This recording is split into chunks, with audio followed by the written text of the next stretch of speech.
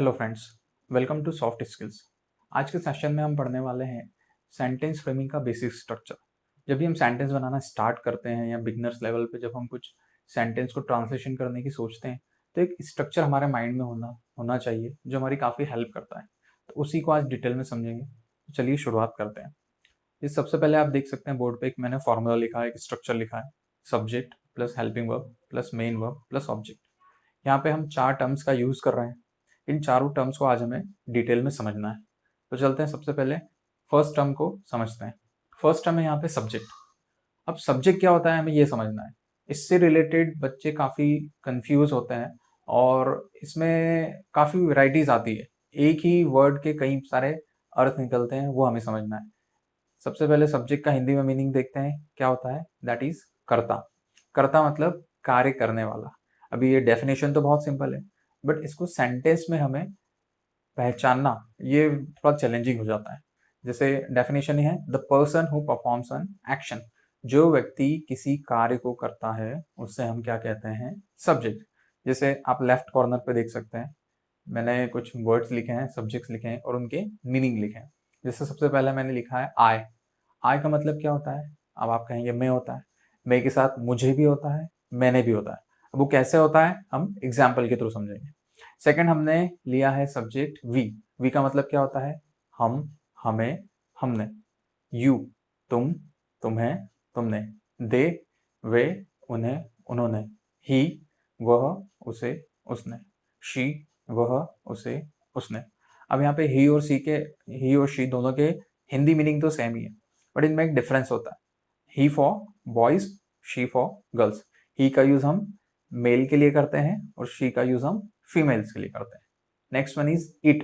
It का generally use हम non living के साथ करते हैं और समटाइम्स लिविंग के साथ भी होता है, बट वो कैसे होता है उसको हम आगे जब डिटेल में पढ़ेंगे तो हम उसे समझेंगे। इट का मतलब हिंदी में अभी समझिए क्या होता है, यह, इसे और इसने। तो चलिए सबसे पहले हम फर्स्ट सब्जेक्ट लेते हैं आई। आई से रिलेटेड हम कुछ सेंटेंसेस बनाएंगे, कुछ एग्जाम्पल्स बनाएंगे, उसके थ्रू समझते हैं कि कब आई के लिए मैं यूज होगा, मुझे यूज होगा या मैंने यूज होगा।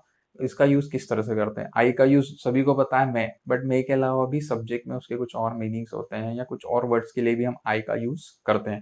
अब वो किस तरह के वर्ड होते हैं हम एग्जाम्पल के थ्रू समझते हैं। जैसे सबसे पहले मैंने लिखा हुआ है मैं खाना बनाता हूँ। अब आपको यहाँ पे पहचानना है कि खाना कौन बनाता है ना। खाना कौन बनाता है, कार्य कौन कर रहा है, ये तो बहुत ही सिंपल हो जाएगा। मैं वर्ड जो यहाँ पे कार्य करने वाला है तो मैं के लिए क्या हो जाएगा, I. I make food. Next one is मुझे खाना बनाना है। मुझे खाना बनाना है। तो यहाँ पे कार्य कौन कर रहा है, कार्य करने वाला कौन है, मुझे। तो मुझे क्या हो जाएगा यहाँ पे, I have to make food. मुझे यहाँ पे क्या हो जाएगा, सब्जेक्ट हो जाएगा। नेक्स्ट वन इज मैंने खाना बनाया। क्या लिया हमने, मैंने खाना बनाया। अब यहाँ पे सब्जेक्ट क्या हो जाएगा, मैंने। तो मैंने के लिए क्या यूज करेंगे हम, आई। I made food. अब देखिए हिंदी में यहाँ पे तीनों अलग अलग वर्ड है, मैं, मुझे, मैंने। बट इंग्लिश में सभी के लिए एक ही वर्ड का यूज हम कर रहे हैं, दैट इज आई। कौन सा वर्ड हम यूज कर रहे हैं, आई। आई मैं के लिए भी है, आई मुझे के लिए भी है, आई मैंने के लिए भी है। तो हमें यही समझना है कि सिर्फ आई का मतलब मैं नहीं होता है, ठीक है। मुझे के लिए भी हम आई यूज करते हैं, मैंने के लिए भी यूज करते हैं, बट मुझे के लिए तो मे भी यूज होता है। हाँ ये बात भी सही है, बट वो मुझे कब आता है, ऑब्जेक्ट में। जब हम ऑब्जेक्ट समझेंगे तब आपको क्लियर हो जाएगा, ठीक है। कुछ और एग्जाम्पल लेते हैं, अगला एग्जाम्पल लेते हैं हम।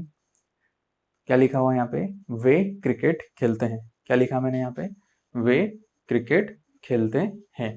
वे के लिए क्या हो जाएगा, सिंपल, दे प्ले क्रिकेट। यहाँ पे सब्जेक्ट कौन हो जाएगा, वे। काम कार्य करने वाला कौन है, वे। नेक्स्ट एग्जाम्पल मैंने लिया, उन्हें क्रिकेट खेलना था।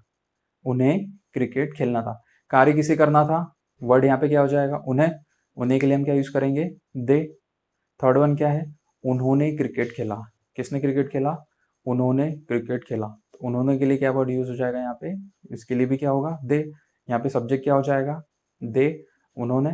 तो इस तरह से अब आपने यहाँ पे क्या समझा कि दे वर्ड का यूज किसके लिए होगा, वे के लिए भी होगा, उन्हें के लिए भी होगा, उन्होंने के लिए भी होगा। हिंदी में वर्ड अलग अलग आ रहे हैं, बट इंग्लिश में कर्ता कौन है, वे। इस सेंटेंस में कर्ता कौन है, वे। इस सेंटेंस में कर्ता कौन है, उन्हें। और नेक्स्ट सेंटेंस में कर्ता कौन है, उन्होंने।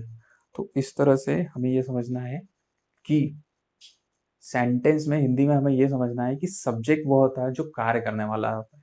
पहले वर्ड को देख के हमें उसे सब्जेक्ट कंसीडर नहीं करना है। जनरली स्टूडेंट यही कंफ्यूजन इसमें मिस्टेक करते हैं कि जो पहले वर्ड को सब्जेक्ट कंसीडर कर लेते हैं। That is not totally correct. ठीक है, आई होप कि सब्जेक्ट से रिलेटेड आपके सारे डाउट्स क्लियर होंगे। नेक्स्ट हम देखते हैं हेल्पिंग वर्ब। हेल्पिंग वर्ब समझते हैं।